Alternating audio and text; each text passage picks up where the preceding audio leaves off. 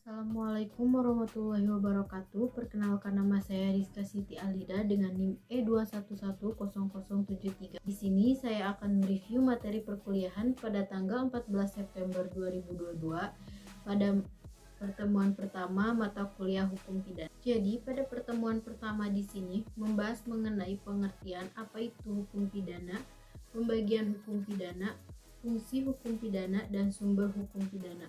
Pengertian hukum pidana atau strafrecht merupakan hukum publik, yaitu hukum yang mengatur hubungan hukum antara individu atau perseorangan dengan negara. Hukum pidana itu sendiri dibagi menjadi dua, yaitu hukum pidana material dan hukum pidana formil.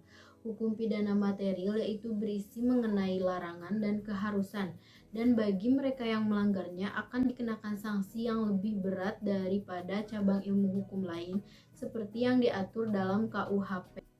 Sedangkan hukum pidana formal yaitu hak negara untuk menerapkan sanksi bagi mereka yang melanggar hukum pidana material. Menurut Profesor Mulyatno, hukum pidana material berisi mengenai 1. Perbuatan pidana atau criminal act, 2.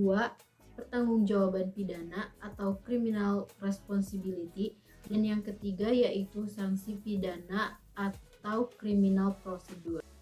Kemudian ada pula fungsi hukum pidana yang terbagi menjadi dua fungsi, yaitu fungsi umum yang mengatur kehidupan masyarakat atau menyelenggarakan tata kehidupan masyarakat.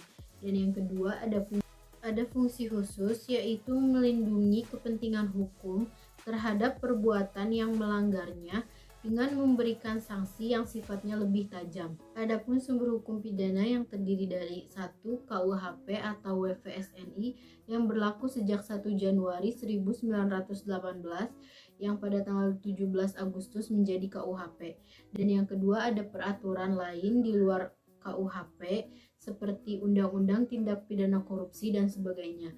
Yang ketiga ada memori penjelas KUHP, dan yang terakhir ada hukum pidana adat.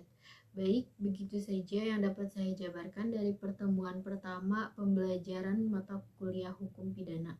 Mohon maaf apabila terdapat kekurangan. Wassalamualaikum warahmatullahi wabarakatuh.